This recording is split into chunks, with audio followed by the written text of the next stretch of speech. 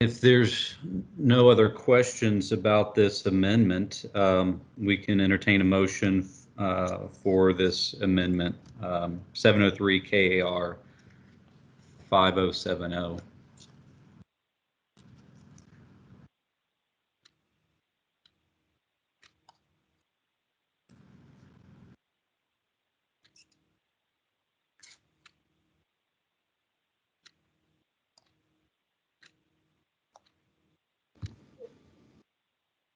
Scott, it looks like from the chat you have someone with their hand up. So Jennifer, that's me, and I don't know how I did that, and I'm trying to do it. Sorry. That is okay. Sorry, please proceed. My bad. I'm glad you saw that. All right, would anybody like to move for acceptance of the amendment?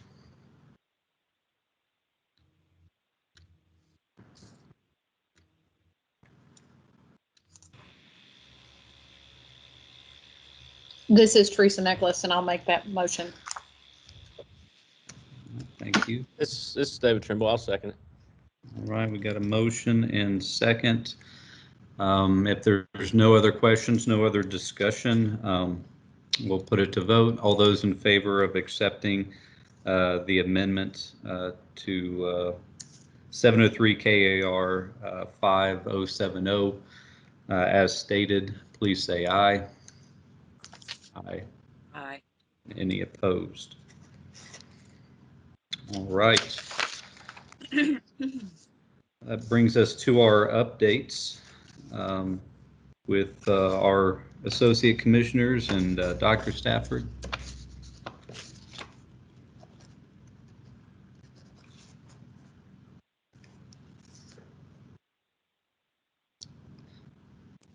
So, Joy, remind me of exactly the way that's stated on the agenda, or Scott, I want to make sure we're getting to the right reminder.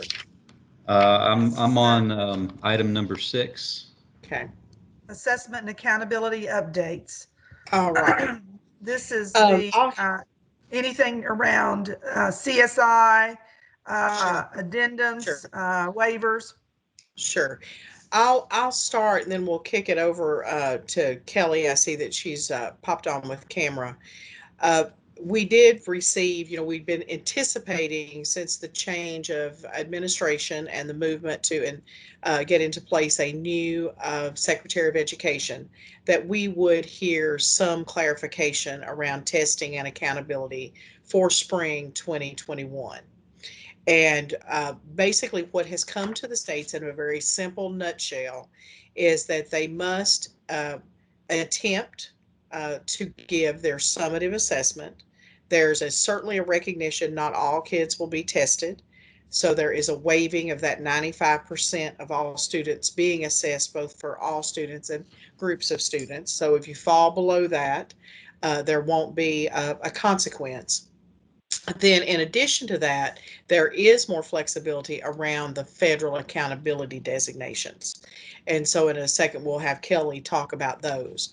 But we had the other flexibility the U.S. Department of Ed offered is that testing can look different. You can do a shorter form of your assessment. You can change your testing window. You can delay it. Dr. Glass mentioned the notion that some states are thinking about should they test in the fall of the year versus the spring. That has not been something we've entertained in Kentucky. We'd like to just complete the process and let's start with a fresh, hopefully more normal year as we move forward into the fall. But at the same time, we did take advantage of the idea of a shortened form that would not take students as long to take the assessment, but still would allow us to place students on that scale of novice, apprentice, proficient, and distinguished performance. And so we had actually been working with our vendor in anticipation that this would potentially be a flexibility, as we had talked with contacts in the U.S. Department of Ed many months ago now, before I think we ended the year, the calendar year, we began to move toward the creation of a short form of the assessment. So in fact, that is the way the information rolled out to states. So another idea that has been put forward by states, and one that Dr. Glass is very interested in, is the notion that instead of taking the summative test, students would take the formative assessments that were part of what they normally do. That might be something like a MAP assessment, an iReady, a STAR, something that's locally created. What we have heard to date, as we have been in meetings with officials from the U.S. Department of Ed, is they will not allow that exchange, that using the formative in lieu of the summative is not going to be agreed to this year. It's not one of the flexibilities that are currently entertained. Now, could something shift or change? Obviously, things are a little bit up in the air still, and yes, but we're not really anticipating that. So we're moving forward with the short form of the assessment. And then where we really have flexibility is not to have the concerns of accountability to be a piece of this process, because we know that that adds a dimension to testing that really makes folks nervous. Obviously, we've had a continuing to have quite a bit of disruption, though it's exciting to see students walk across my back lawn again. I live near one of the local high schools. So uh, we but we do have some more flexibility on the accountability side, and we have been sharing that that's what we anticipated for several months now. Kelly, do you want to talk a little bit about the details on Sure. the federal flexibility from accountability, federal accountability? Rhonda gives me the devil in the details. I know, because you handle those so well. I'll just kind of give you all a little bit background of where we've been and where we are. Of course, many of you I've worked with before in one way, shape, or form.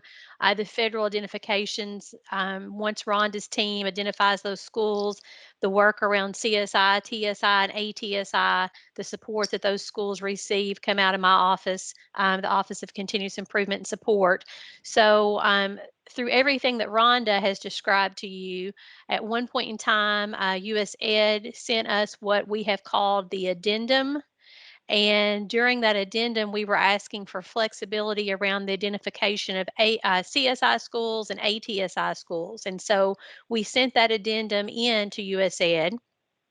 And at the same time, we also, because there was no relief around TSI identification timelines, we created a waiver. I wrote a letter to send to Ed around pushing that time back on TSI and put that out for public comment. Many of you might have seen that or made a comment, and we're ready to send that letter in to Ed. And that's when they came out with the waiver template. And so Rhonda's office and my office are currently working on the waiver template. And Ed has told us that you don't need the addendum and the waiver template both. So we have already notified Ed that KDE, Kentucky, will be withdrawing their addendum and submitting the waiver template. And hopefully we will be able to get that turned in within the next week to Ed. That will give us some flexibility around identification of CSI, ATSI, and TSI. So I will tell you that in that waiver template, we are requesting that CSI schools and ATSI schools not be identified until the fall of 21. So the 21-22 school year would occur, hopefully as normal. Students would take a test in the spring of 22, and those test results would give us the data for identification of CSI and ATSI in the fall of 22. The one piece that we will probably have to follow up with an additional waiver is around TSI schools. And currently, Senate Bill 158 says that in Kentucky, TSI schools have to be identified based on 3 years of consecutive data. So we would be looking at data from 21-22, 22-23, 23-24, and our next identification of TSI schools would be in the fall of 24. So the waiver template doesn't actually have that outlined in there. So what we will be asking for in the waiver template is just pushing that back a year. That's the only option we have in the template. But Ed has assured me that we will be able to ask for additional time through another waiver process once we get through the one that we'll be sending in the next week. And it's really important that we go ahead and check all the boxes as a state agency on this waiver template and get that in to get that immediate relief. And then if we need to go back and request additional time around TSI, we will do that. So that's kind of the work that's going on around that waiver template. And as I said, Rhonda's office and my office have been collaborating with other offices as well. There's information in that waiver template about the school report card. So we've tapped into David Couch's team for info around that. I'm not sure if there's Title II. Is there Title II stuff in there, Rhonda, or?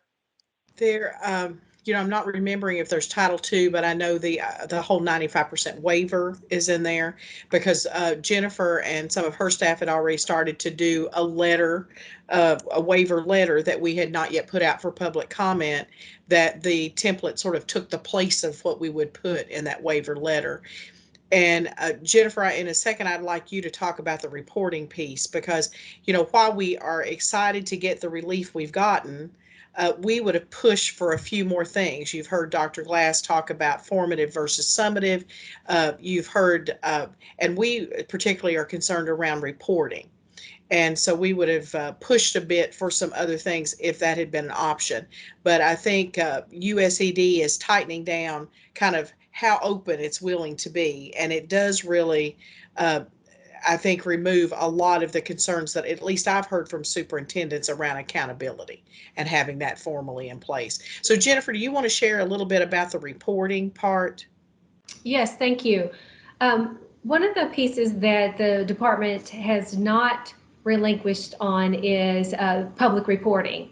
They maintain that all state and local school report cards still are required.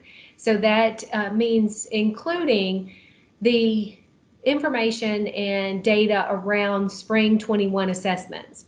So we've mentioned a couple of times today the flexibilities around the assessments that we're giving. However, what we will have to do is we will have to report the students that are assessed this year and the information around those, specifically in two areas, performance and participation. So the students that we are able to test this spring, and we've talked about those flexibilities, if they're in person and they have instruction that they are receiving from the school, whether it's in the school building or they're supported in a home or hospital situation, those students that have contact, in-person contact with teachers, administrators should be tested. Those students that are completely virtual, we've mentioned that a reasonable dedicated effort should be made to test those students.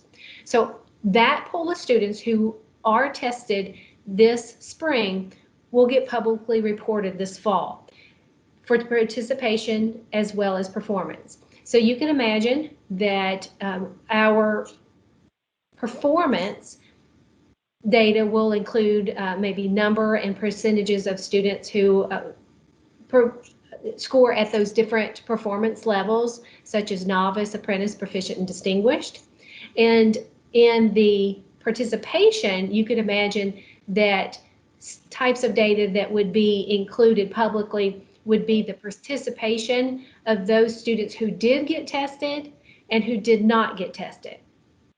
So both of those categories, both participation and performance, must be disaggregated by student demographic groups. So you can imagine that we'll have all of the race and ethnicities, as well as the service groups that are receiving services disaggregated for both performance as well as participation. So again, we had hoped that we would have a little bit more flexibility on the public reporting because we do have some concerns around public reporting.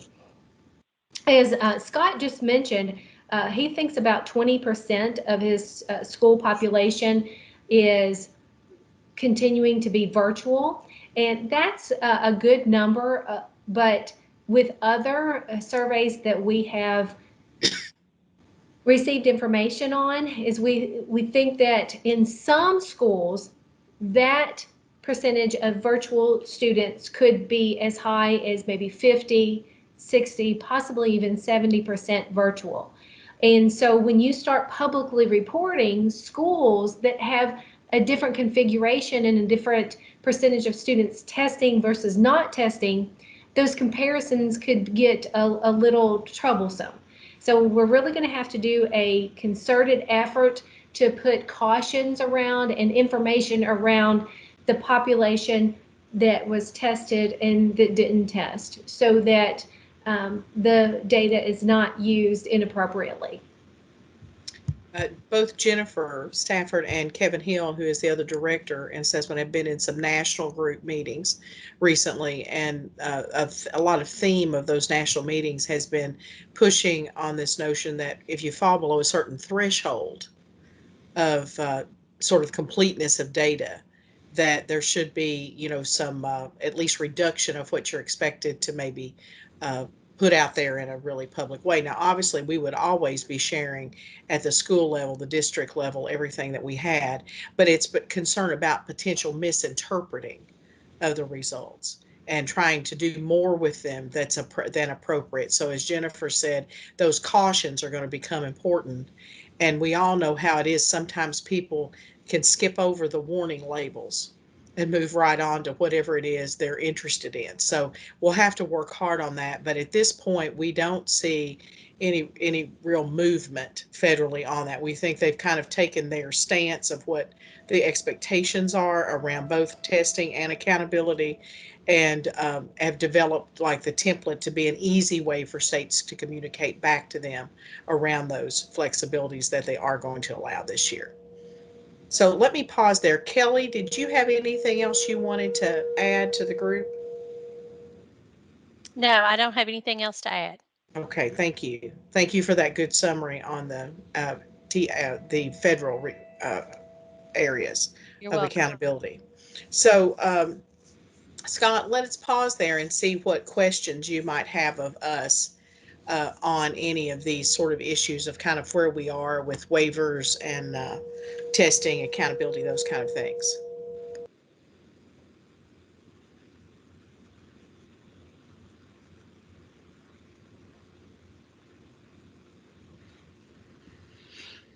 I know this has been discussed nationally, and I know everyone probably feels this way. It just continues to be.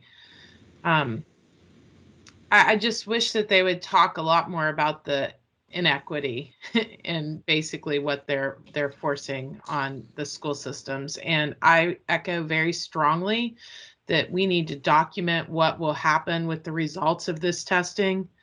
I think how they use it is the most critical part of this. Like, I wish that they would reconsider some of the testing that they're doing. I mean, literally kids have been in school for 4 days and they're taking tests already.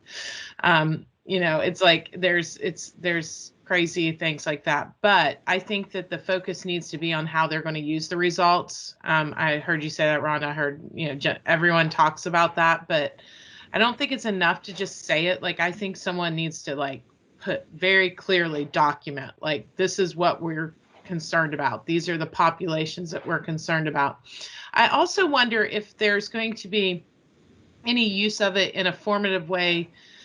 We're seeing things like parents and guardians wanting to hold students back because they've missed a year, and this is going to cause some issues in terms of staffing at some schools, right? Because if you've got a bunch of we'll just use the senior class, right, with the legislation that's coming out.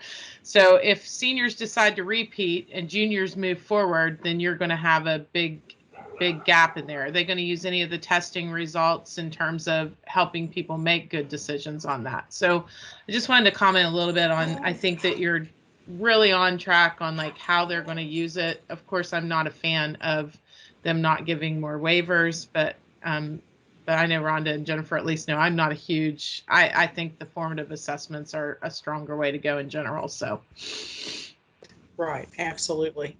In terms Oh, of how, and let me, Ron, sorry, Go ahead, you Kelly. know, Oh, like, for Kelly, go ahead. example, UK, I just want to give a higher ed kind of thing too, that UK just recently put forward the 3-year pilot to be test optional. So it's also interesting to me from in my higher ed cap that this is another example of K-12 and higher ed kind of approaching things very different. Right, right. And so Kelly, I agree with all of those comments, and I think you reflect our concerns now. How people might be using decisions about taking a supplement year. I think that's probably what you're talking about. There is legislation, Senate bill. I think it's 129, filed by Senator Max Wise, who leads the Education Committee in the Senate. Is basically offering the ability of students to sort of have a, I've heard him describe it as a golf mulligan, a little bit of a do-over year or supplement year. It started out being very much a high school oriented bill, but now it's backed up and it can be anywhere along the level. Though I really think parents have always had the ability to work with school officials around keeping kids sort of retained a bit 3 through 8, but it does expand that out. Not sure what kind of level of advantage, how many students might be interested in that, but it does have some implications, and probably one of the biggest accountability ones is how then they show up as a graduate, because we have that cohort process of, you get in the cohort when you're freshman year, and we report a 4 and a 5 year cohort. So, and 4 is where the attention is federally. So we'll have to really keep a track on that if that bill makes it all the way out and receives signature and becomes law. But that's one that's certainly being talked about. Whether or not the results from this spring would contribute to that, I think most people will make their decision probably before they would see those spring results. I think it'll be more around instructionally what kids feel they have now. They may be able to receive their ACT individual score potentially if they took this early testing that happened last week, I believe, last Tuesday. So there might be a sense of where that could contribute a little bit. But I think people are going to make those decisions more on how their instructional experience went, probably, rather than assessment data, unless it might be some formative data. Because we are hearing that schools were able to get in quite a bit of their formative testing this year. Sometimes if kids remain totally virtual, they had trouble getting kids to come in for formative testing as well. So, but there was some, and a few people I think did some remote testing. I think MAP allowed some remote testing. So I'll pause there. Jennifer, you might have a comment around Kelly's comments as well. Just want to make sure you have an opportunity if you do. Thanks, Rhonda. Kelly, I was with a group yesterday, and one of the DACs, it was with a group of district assessment coordinators, and one of them had a question from a parent, and it had come in over the weekend. And the question was, she had a senior, and could they utilize this repeat year for her senior to come back to high school to take only dual credit classes, all college credit, so that they could utilize the reduced price of dual credit for to their advantage of taking college classes while still in high school and not moving on to college and paying full tuition. So I think that the utilization of this this legislation is going to be utilized in different ways to benefit in different ways.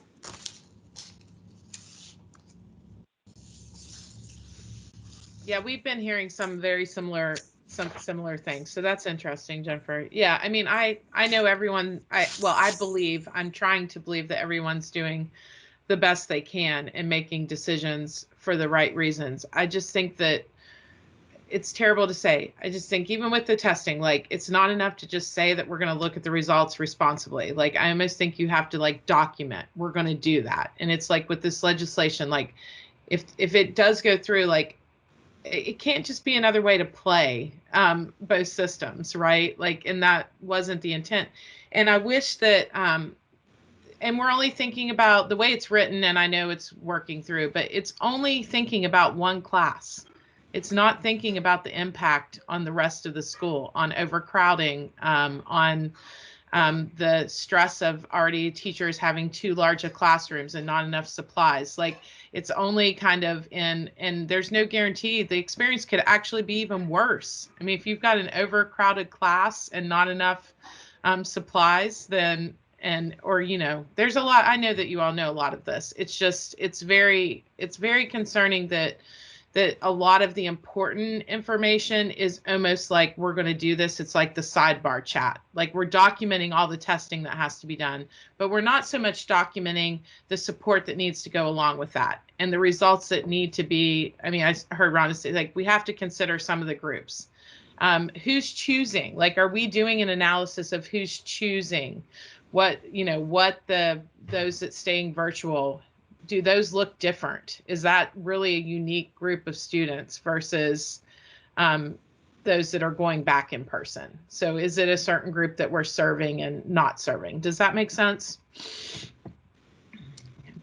It does. It makes a lot of sense. And, at this point, we've got some preliminary data on the percentages of populations.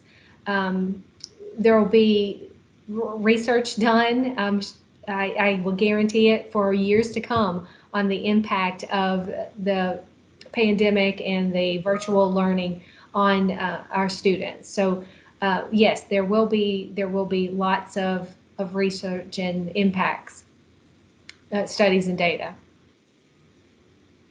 I did want to add one clarification that is going on in chat. I think I'd referred to the supplemental education bill as 129. It's actually 128. And so thanks, Robin Chandler, for catching that. So if you want to go out and look up any of these bills, they're all available on the LRC site. So if you do LRC Kentucky, that leads you into the legislative side of the web, and you can look up bills by number. You can look up bills by the person sponsoring the bill. And so if you have an interest in looking more deeply into anything, we've mentioned several bills, and Dr. Glass mentioned several bills. That's a very easy way to go in and kind of see the whole history of what's going on with the bill. So again, the bill on supplemental education opportunities from Senator Max Wise is SB 128, Senate Bill 128. And Rhonda, this is Joy. We do have Deborah Nelson available today. She is with LRC, so that's right. She would be able to, if any of you had any questions around LRC documents and those types of things. Great, thank you. Appreciate seeing you here, Deborah.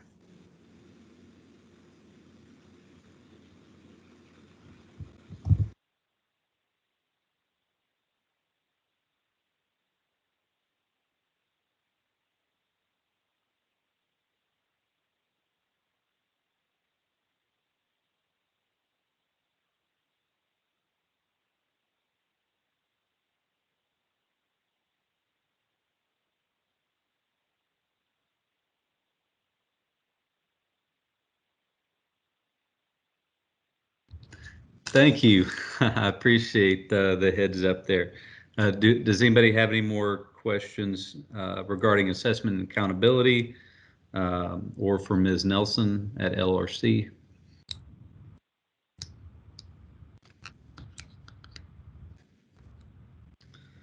All right, we do appreciate the updates as well as the updates from Dr. Glass.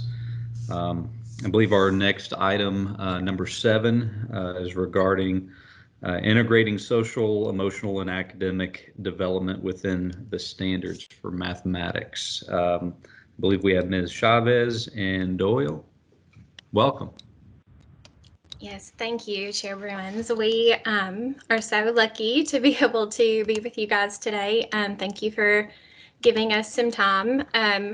And I just have to say that I really feel like a beautiful plan came together naturally, because I think that a lot of the information that we've been talking about throughout this meeting is going to be touched upon throughout our document. So Rhonda mentioned the various types of help at the beginning, so we're going to hit on that. And I've heard some discussion about ESL, and I know that there are a couple of social studies folks in the audience, so we have something for everybody here today. So we're just thrilled to be able to share. So we have a resource library that was just released on integrating social, emotional, and academic development within the Kentucky Academic Standards for Mathematics. So for brevity, you'll probably hear us refer to that as SEAD, and we'll likely just abbreviate that throughout the rest of the presentation. But what we wanted to spend just a little bit of time with you doing today is telling you just why this document is so needed, what's included with the resource, and how it can have an impact on school communities. So as I've been following the agenda and I look at the top, and so many of the things that describe what this committee is about are included in this resource library. So we're excited to share with you about how it can support educators and how it's going to be reflected in student experiences. So I'm going to turn it over to Erin to talk to us about why this resource is so important. Perfect, thank you, Kimberly. So the purpose of this this resource was designed for our educators to utilize when planning instruction to meet the needs of all of our learners. Also, there's a lot of research that goes to support that not only should social emotional learning be taught in its own isolation, but it also has its place and shows that the effect size of when it's combined with academics, that it promotes academic climate conducive to learning for students, as well as it supports individual students to strive towards achieving more an equitable society. So we're going to start by making just a couple of connections. So this past fall at the August meeting, we had shared about the mathematics blueprint for assessment, and I have highlighted with just a couple notations for arrows, just that one of the biggest shifts in the Kentucky Academic Standards for Mathematics is that the standards for mathematical practice were really elevated, and so they are on par with our content standards, and so that shows up in our blueprint. But one of the main reasons that we wanted to share that with you today and point that out specifically is that you're going to see that throughout this resource library as well, and how it can support instruction and teaching and learning. So a lot of this work is based on and really tied to information from the Collaborative for Academic, Social, and Emotional Learning. So CASEL's framework talks about those 5 kind of key competencies, and they are in the center of the wheel on the screen, and just how those fit into the broader picture. So how those should be happening in our classrooms, in our schools, and the impact they'll have on families and caregivers and the community at large. So one of the things that we definitely wanted to point out and carry through the resource library is this color coding. So in a minute, we're going to take you through some of the components of the resource, and you'll see that color coded in the same way as the wheel. So you'll notice self-awareness and self-management are in the orange, social awareness and relationship skills are in the green, and responsible decision making. And that's a part that we had some help from one of our social studies colleagues on. So we're excited to talk to you guys about that. So that color coding will remain the same.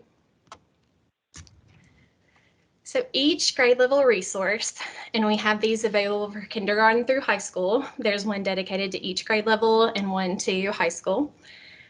Starts with K-12 connections. So big picture, here are the standards for mathematical practice on the left, and those come directly from our standards document.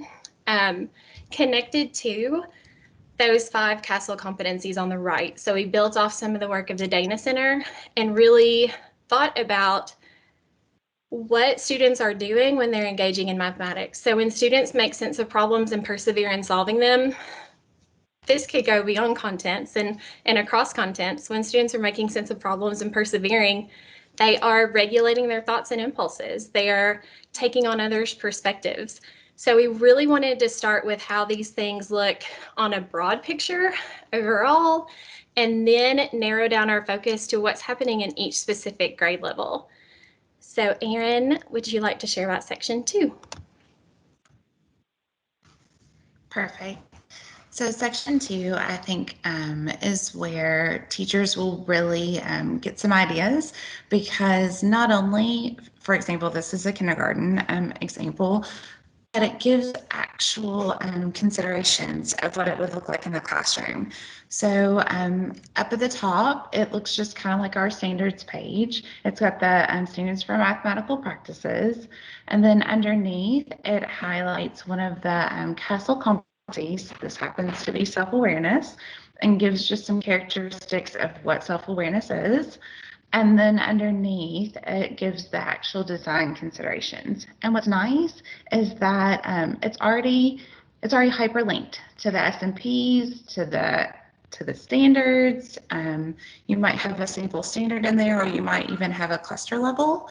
And so this is, it's not done nationally.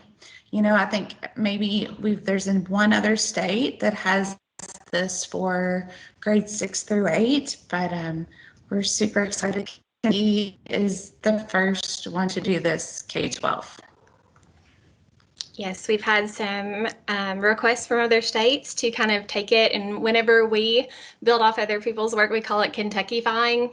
So I feel like sometimes the ways that other states say that, like Ohio-ify, doesn't necessarily have the same ring to it, but we've had some requests from other states, and one of our reviewers of the document from the University of Louisville actually reached out yesterday and said that she had shared it with folks working on creating new standards in Ontario that are hoping to integrate these competencies as well. So we really hope that it's a balance of the SEL competencies and the mathematics. It's really designed to interweave and be really treating them both as valuable.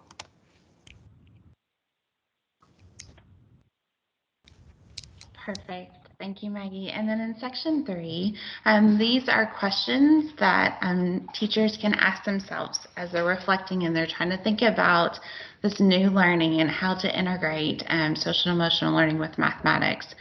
Now, there's quite a few questions on here, so we definitely wouldn't recommend to try to tackle all of those, but maybe just pulling out a few. What multilingual resources can I use to really bring out my students' heritage? What does culturally responsive pedagogy look like? And there's even links to help gain clarity of what that is. Teacher cred. You know, building those relationships with students. So thinking just about that as they're planning this new learning. And we do have some resources that we'll talk about a little bit later on to talk to support teachers and schools and districts with prioritizing. So there are several questions, but we'll share about those with you in just a moment. So the last part of each grade level resource for each competency are questions that can be used with students. So the things that Erin just mentioned, like creating a culturally responsive classroom or building trust with teacher credibility, those don't just happen in the snap of a finger. So they take a little bit of time to build. So we really wanted the document to provide support with, okay, these are kind of larger growing issues that we want to address, but here are some things we can do right now. So this last section is on questions that can be used with students. So essentially, how are you? Oh, sorry. So essentially, sharing or asking a student who's working, you know, well, where did the mistake occur? You know, how do you know? What do you already know about solving this problem? So when we shared this with principals, this was one of the sections that they noticed, and they were like, you know, those questions for students, we can use those in all of our content areas in a lot of cases. So just being very intentional about the questions that we ask students. There's a big difference in asking a student what the right answer is and asking a student, how do you know that's the right answer? Can you justify it? Or why is that the right answer? Would that always be the right answer? And so we really just wanted to encourage and support teachers in thinking that through. So those 4 sections are in each grade level document. And we have those for each competency at each grade level. So we just showed you self-awareness. We have that same section for self-management, for social awareness, and they're all tailored to what that specific competency represents, for relationship skills, and for responsible decision making. So we really feel like this is going to have an impact on school communities in several different ways. So the first is that it's going to support continuous improvement. This is not an extra thing to do. It very intentionally is interwoven into the standards that teachers are already working on in their classrooms. We think it's going to support educator collaboration. So some of the resources that we have to support that, just prioritizing some of those questions as a team, and thinking about how we can support each other moving forward. And we also think it's definitely going to support educators in building classroom culture. So I think about one of the suggestions or videos for self-awareness in the middle grades is just a short little video, a short little article where a teacher demonstrates that he begins each lesson by dedicating it to someone. So his students get to know something about him. He shares a video or shares a snippet of the language he used to dedicate what they were learning about that day to his dad, and shared a statement or two about his dad. And that sometimes he lets his students dedicate the day. Like, so what we learned today is going to be dedicated to, you know, this person. And so just building that classroom culture and taking, you know, maybe 30 seconds to really build those relationships can be really impactful. And Erin is going to share about how it's going to look like with students, because I know she encounters that on a daily basis. Yes, we definitely talk about responsible decision making with my 3 children, for sure. So how will it be reflected in students' experiences? Well, not only is this resource designed to support the standards, content and practice standards, so students will be able to deepen their understanding of those, but it also really focuses on the CASEL competencies. So responsible decision making, self-awareness, self-management, social awareness, relationship skills, which is something that goes into all content, right?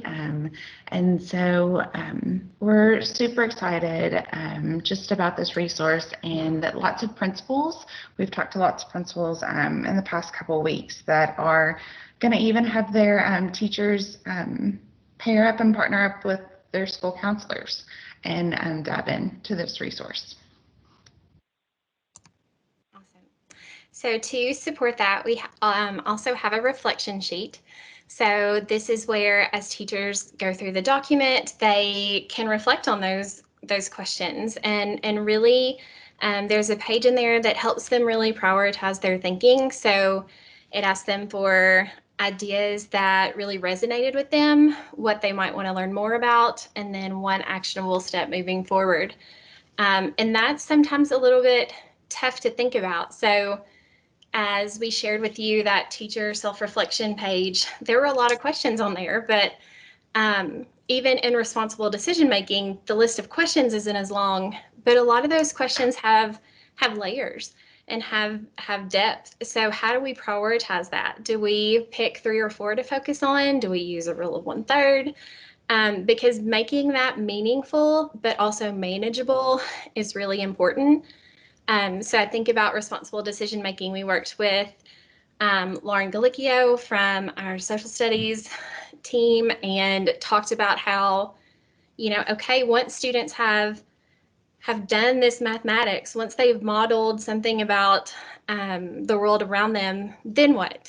You know, how might they take action? So we put a question in there just wanting teachers to think about, how might I equip my students to take action, and how to navigate the systems and structures that they are working through at the local level. And that might be something big. They might go before site-based and discuss something, or that might be something like initiating an informed conversation, because that is still taking action and that's still valuable. So we wanted to provide teachers with a resource to help them prioritize where they wanted their next steps to be. And we also wanted to support that for facilitators as well. So Erin mentioned there is a note on here about maybe pair up with some of your school counseling staff. We've provided and hyperlinked some activities from the Thinking Collaborative, and just so that facilitators can think about how they want this happening at the local level. There's a lot to go through. So even though each grade level document might be, about 15 pages, it's probably too much to go through all at one time, because there's a lot of thinking. Like I said, there's a lot of layers. So we wanted to provide some hyperlinked activities. Are you wanting to have full group conversation, or are you wanting to independently give your teachers time to read and then summarize? I really like the idea of the spend a buck activity, because I think that we don't often consider our time an investment as much as we potentially should. So I really liked the idea of, okay, if I'm working with my team or my PLC, how are we going to decide which one of these we want to collectively really focus on or work on, and do those need to happen collectively? So just having those conversations. So we provided each of the grade level resources. There's an introductory video that's about 13 minutes after Erin and I talked about as fast as we could, so we may sound like the chipmunks are introducing the resource library. But then we also have the reflection sheet and the facilitator's guide. So I was really encouraged to hear so many of the things that are tied to this document come up in conversation today.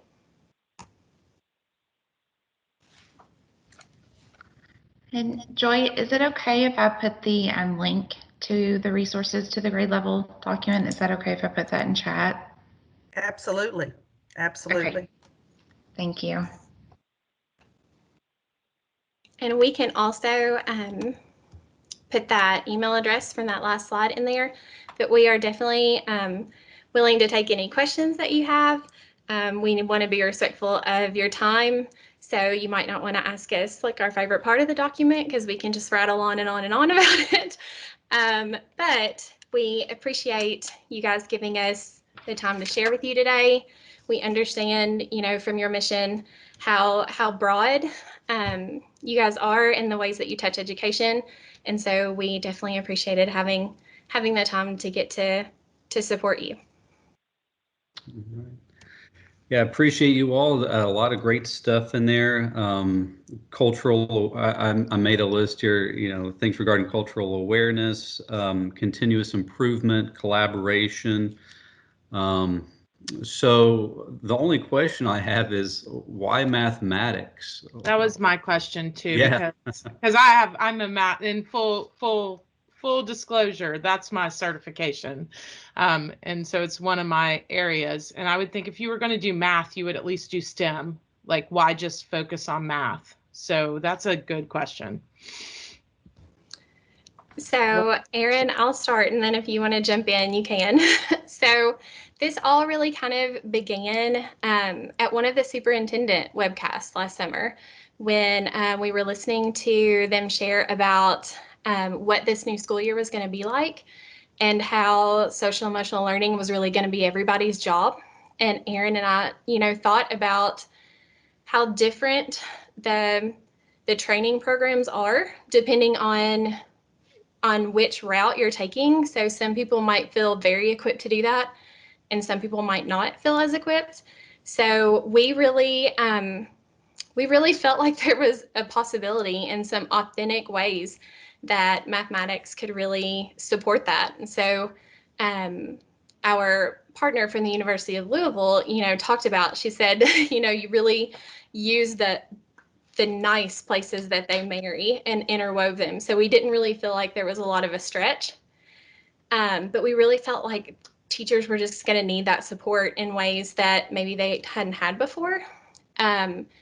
So one of the resources that we hyperlinked, we tried to be very discerning in what we provided. So a lot of those come from NCTM, which is our National Mathematics Teachers group and really high quality resources. Some of the resources come from STEM, and those are actually a couple of my favorite because there's actually the second one on the cultural relevant teaching is from STEM because it does a great job of summarizing why it's important, but also, you know, things to avoid, like you really want this to be culturally relevant, but that doesn't mean that if you have one student in the classroom that brings this diverse perspective, that they should bear the burden of representing that diverse perspective all the time. So we just really felt like supporting teachers in that way was going to be really needed.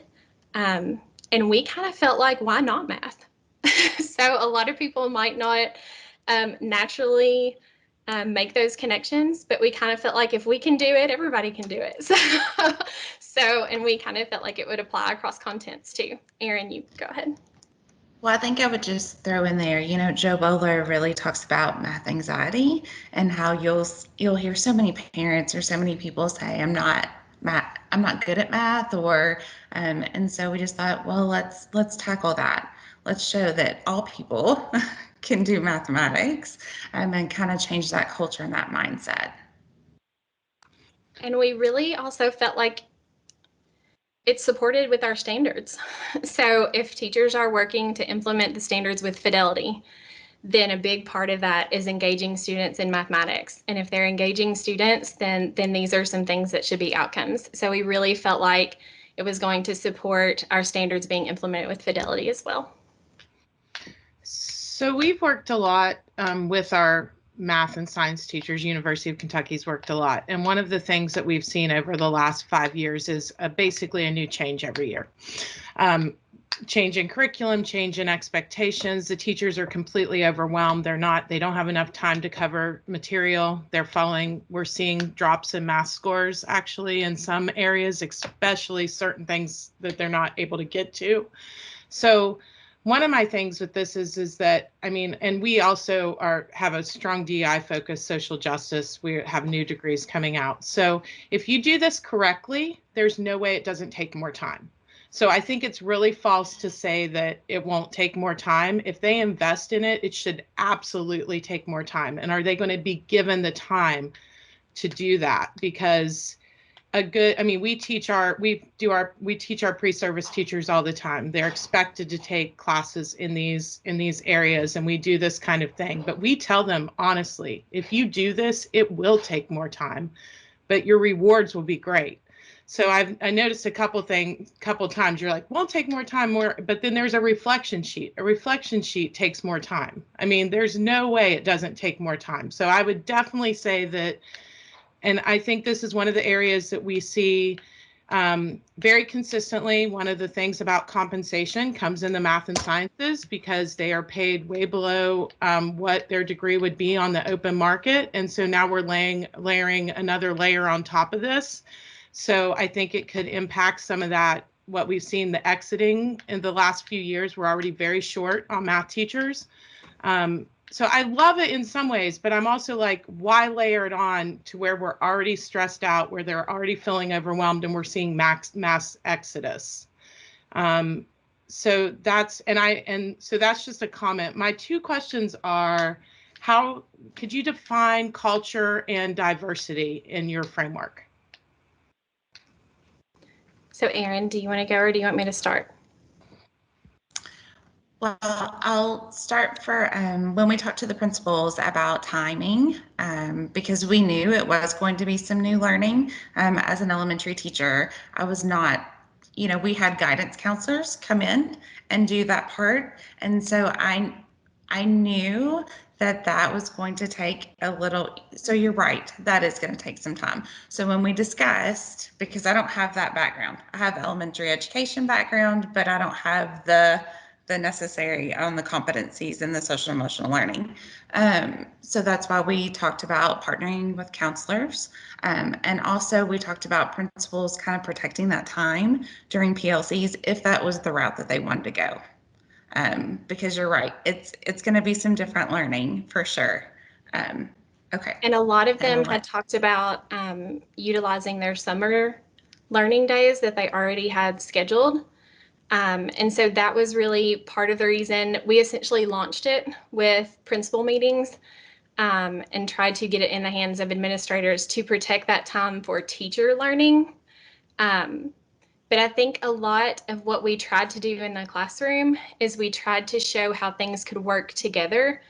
And I think sometimes what ends up taking longer times is sometimes because the information is siloed.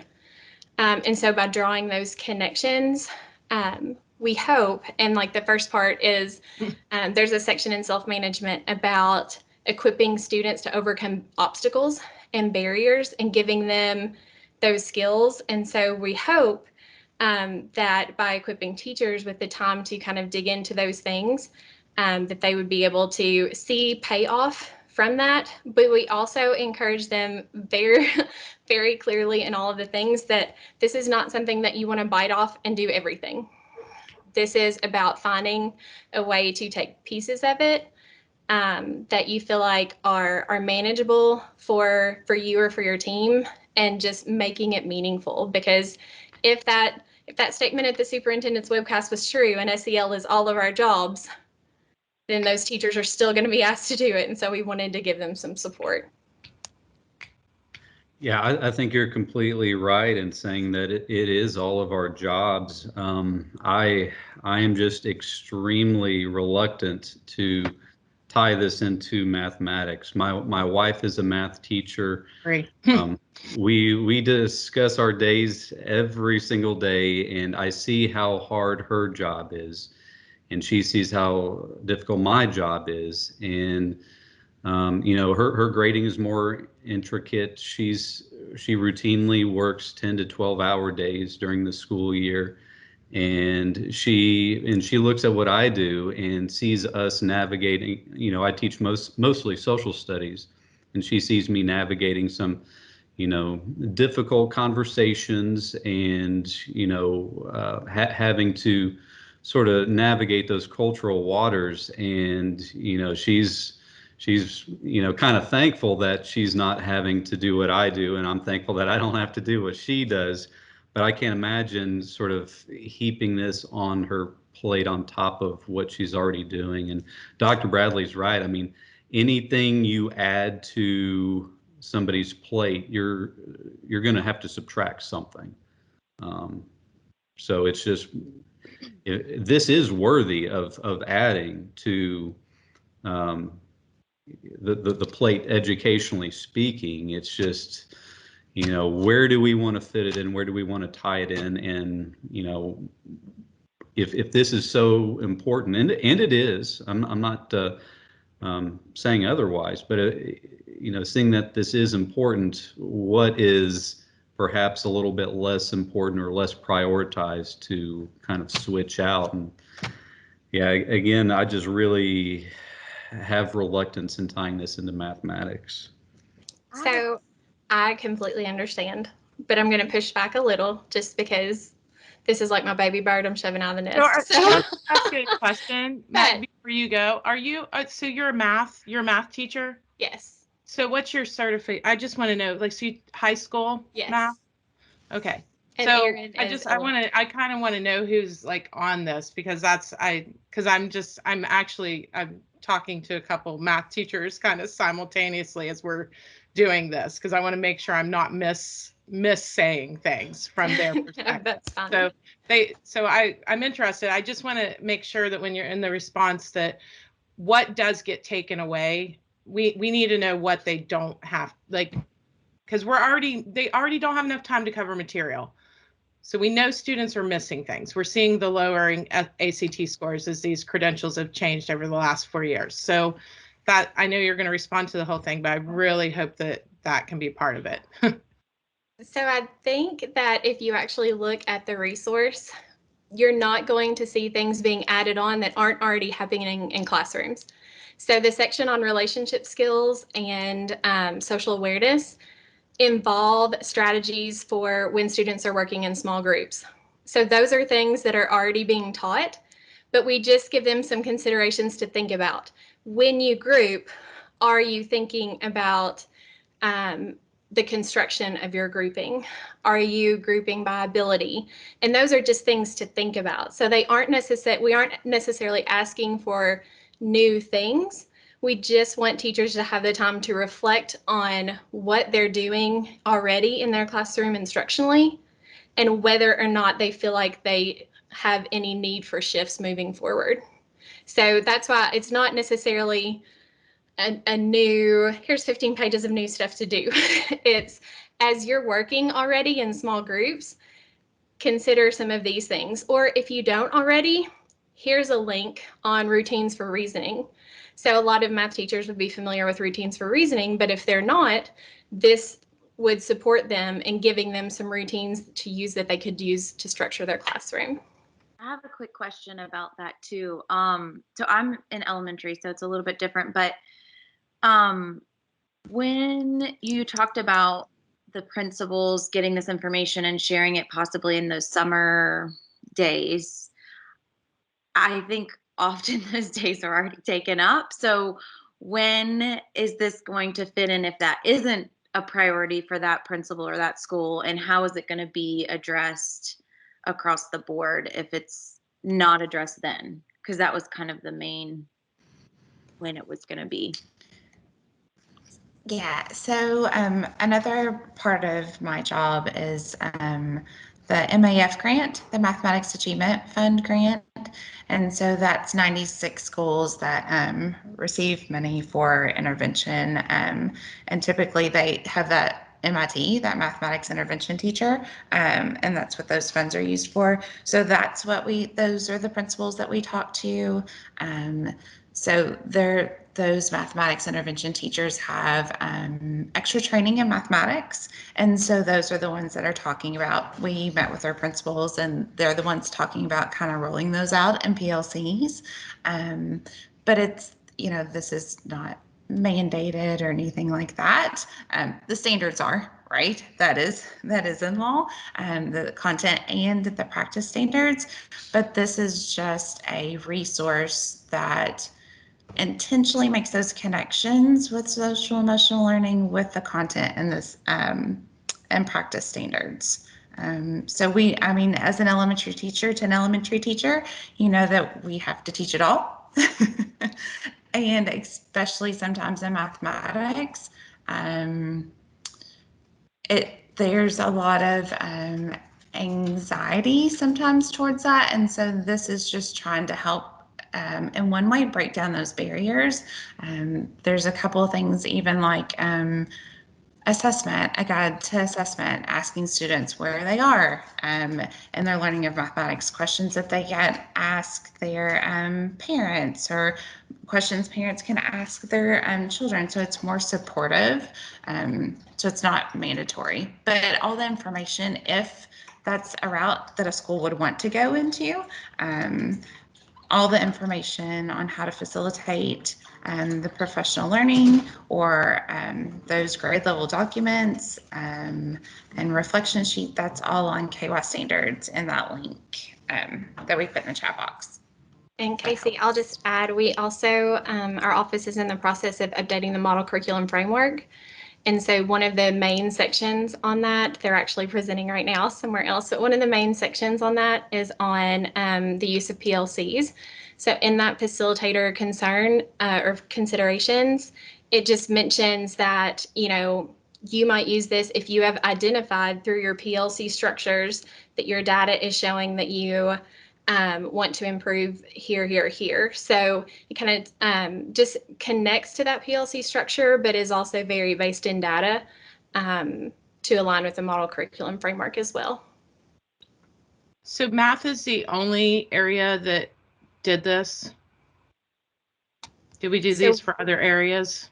So we were the first, and I think that we actually had a division meeting not too long ago, and so I think that but we were in our own breakout rooms, so I think that the other sections are having conversations about that, but I can speak to in our office's 3-year plan, Our third year is on evidence-based instructional strategies. And so the first set of information on those is going to be released in September, and it's on building community and relationships with students and based on evidence-based practice. So we feel like this document is going to kind of kind of fill that need as well. So it's coming up in the cycle, but I don't know about specific plans for other content. Yeah. So one of the things I just want to point out, and I do this as both as a math educator and as a higher ed faculty who trains both teachers, but also does quantitative methods and research. It's often assumed that math teachers don't understand cultural competence, don't care about social justice. And I feel like this in some ways is echoing that myth. And so I think that some teachers might find this offensive because there's an assumption here that only math has anxiety around it. And that's just not true. There are students that wish that English teachers would talk to them this way. And so we're basically manufacturing this myth that math teachers work every day to break down. And we're saying, whoa, parents and guardians, hold on, we're going to give math teachers what they need to do this. And they're going to be our first focus because there's anxiety and maybe they don't know this stuff about cultural competency and caring about these students in the classroom. And that's what we try to break down every single day, is that we as higher ed institutions train our teachers to go into the classroom. We do our math educators. I can speak specifically to math education. I know the curriculum that they take. Two of the main courses at UK are taught within my department. And this is one of the main areas that we focus on. Our department has the first DEI degree in the country, right? So we are totally focused on this. And so I'm worried about time because and I know it's optional, but anytime something like this goes into play, we also have leadership that says, no, you must turn in your reflection sheet. It has to be part of your evaluation. So that's a time concern's huge. I also worry very much about it being insulting to the mathematics community because there kind of is an underlying tone here that they don't know how to do it, but maybe all the other teachers do. So those would be, I mean, I just think about, like I said, we're pushing so hard to get these pre-service math teachers into the classroom, and they're telling us no, they don't want to go because there's so much, and I just feel like, and here's another slap, like, and on top of that, we don't think you can handle this either. So I think the intentions are right.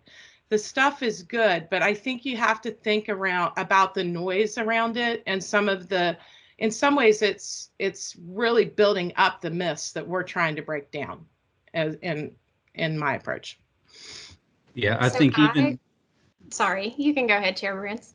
I think even if these things don't require any more time, but just an alteration of maybe how things are done, I think it still is an additional thing to do, right? I mean, it's an additional thing to consider, additional thing to sort of tweak how we teach.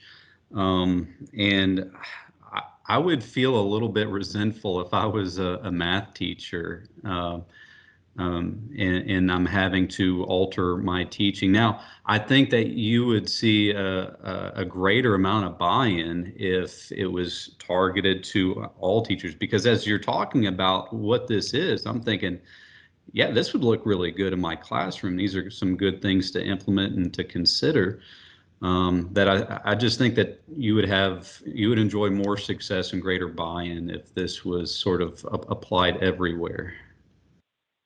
Yeah, I think that was an initial thought of the division, that it just came down to timelines for different content areas and how that could happen. I will say that I hope that it wasn't our delivery, but I can say that I would encourage you to dig into the resources, because far and wide, as we've dug into these and given people time in breakout rooms or in conferences or anything like that, our feedback has been overwhelmingly positive, and teachers are just like, thank you, like they're asking me to do this and I didn't know how, but this is gonna help.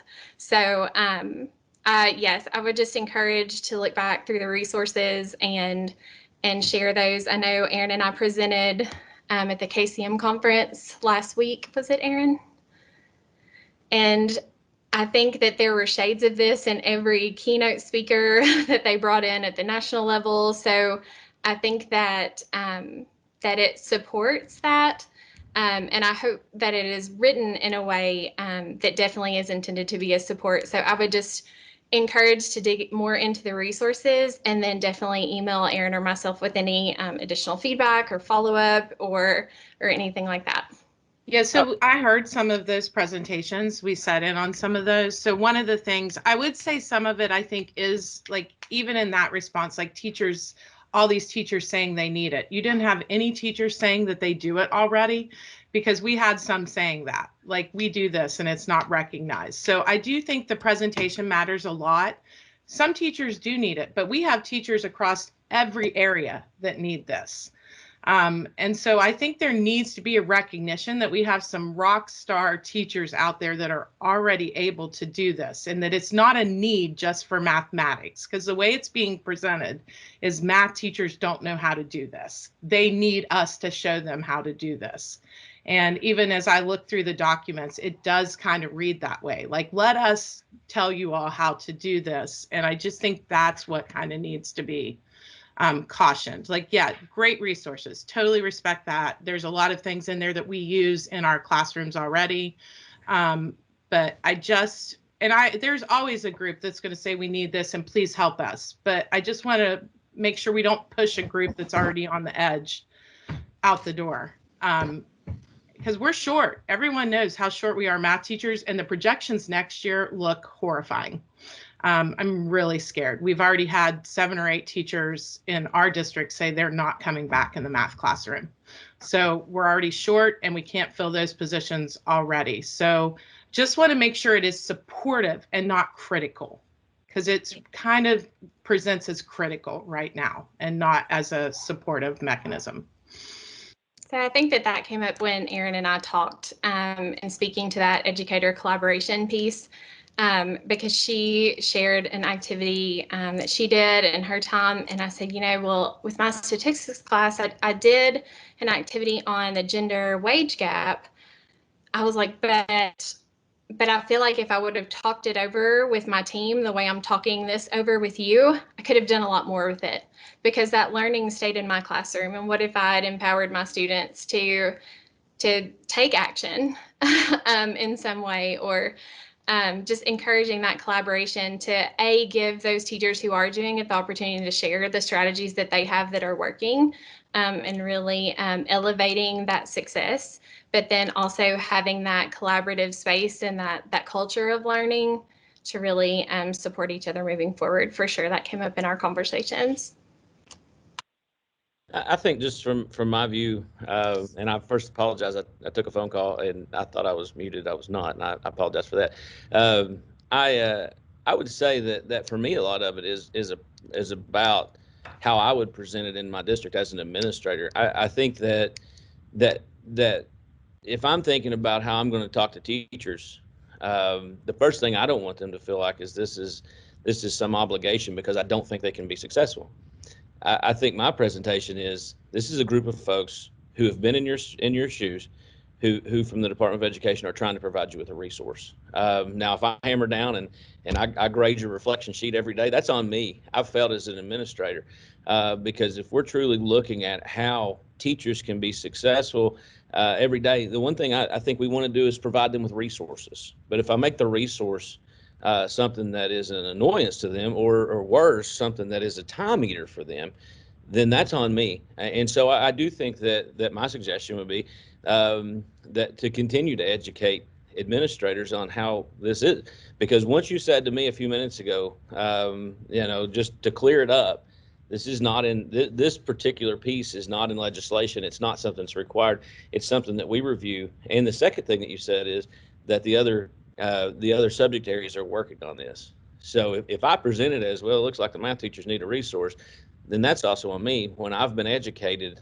that every other subject is going to also have this opportunity. I would hate to, as an administrator, send a bad message about the work you've done because I made it look as though it was a shot at a group of people instead of a resource for them to use. I do think, coming out of where we are right now, this is a very difficult time When it comes to grouping, for instance, I contact traced a positive case the other day. And the first thing the teacher did was apologize to me because she may have been in a reading group a little too long. And I said, I'm not calling to judge you at all. I just need to make sure I contact trace and provide kids the safest thing. People are really nervous about grouping. People are really nervous about some of the ways that things are taking place in classrooms right now. And so I think that any resource we can provide them is really good. So I do think that it's not only a presentation from your part, but I do think administratively it's a presentation that I'm not looking to tell you that you are not good at something. I'm just hoping to provide you the information that you can use to help you every day to grow. And I think talking about math interventionists, one of the ways we can take that off as an additional piece for folks is that we do find folks within our building who can become experts on this, and then they can work together and teach each other. And so I think there's a planning piece to it. I think there's a communication piece to it. And I say this in our district all the time, what you say matters. And I think what we say in our schools matters. How I present it matters. How the principals in our schools present it matters. Because if it's felt like this is some obligation that is something I'm adding to you, it won't work. But we know social, emotional, and on all these pieces, we know that all this is important in every classroom we have. And so I think instead, I see it as, and I'm a little bit of a rose-colored kind of guy, I see it as a way that we can approach things that are really important and just have a nice guide to have that conversation. And I think that would be my suggestion on how I would release it is we need to educate administrators, because I feel differently about it at the end of this conversation than I did at the beginning of it. And I would present it differently to our principals based upon the knowledge I have of it. I appreciate that perspective too, because as a teacher, when it's punitive, it feels like it's, like you said, like we're always going to be in trouble. I mean, the things that we've had to do and change and adapt this year alone are enough to just stress you out constantly. So to feel like, yes, this is a resource, and if it's helpful, use it. If it's too much right now, wait and let it be something that you look at later. I think that's an awesome perspective.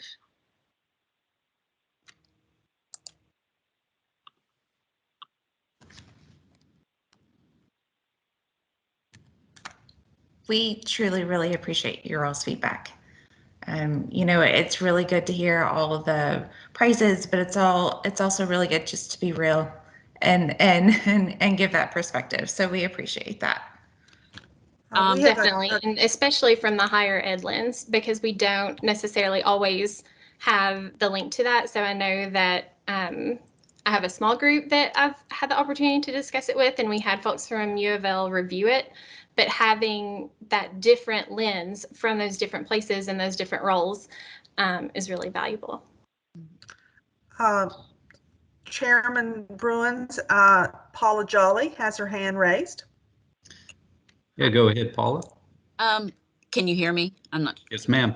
Okay, I agree with David. It is all about how it's presented. I remember a few years ago when they added some things, we got a lot of pushback, and I think it was by how the administrators looked at it. Instead of, they were making it like, this is what you're going to do, this is what you have to do, instead of using it as a tool. And correct me if I'm wrong, one of the reasons why you probably picked mathematics to start with is because that's your field, your background field. So I understand that. Yes.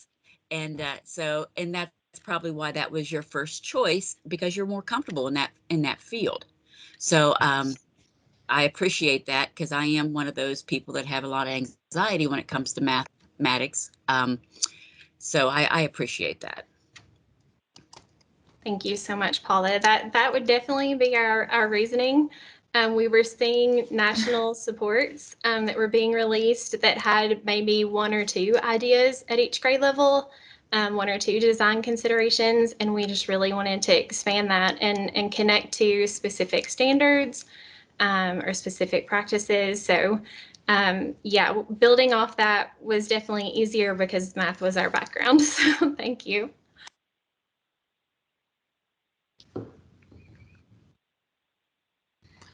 All right. Well, we certainly appreciate you you know, even if we have tough questions, you've got a worthy goal. So thank you for your all's contribution. Any more questions for Ms. Chavez and Doyle?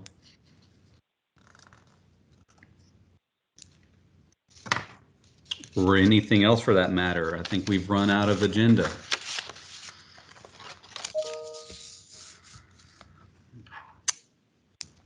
All right, if that's the case, then we'll entertain a motion for adjournment. I'll give that motion, but I just want to again go on record to thank all the educators on here for the extremely difficult work that you've done this summer, and leaders. I say that both with my higher ed and my parent cap on.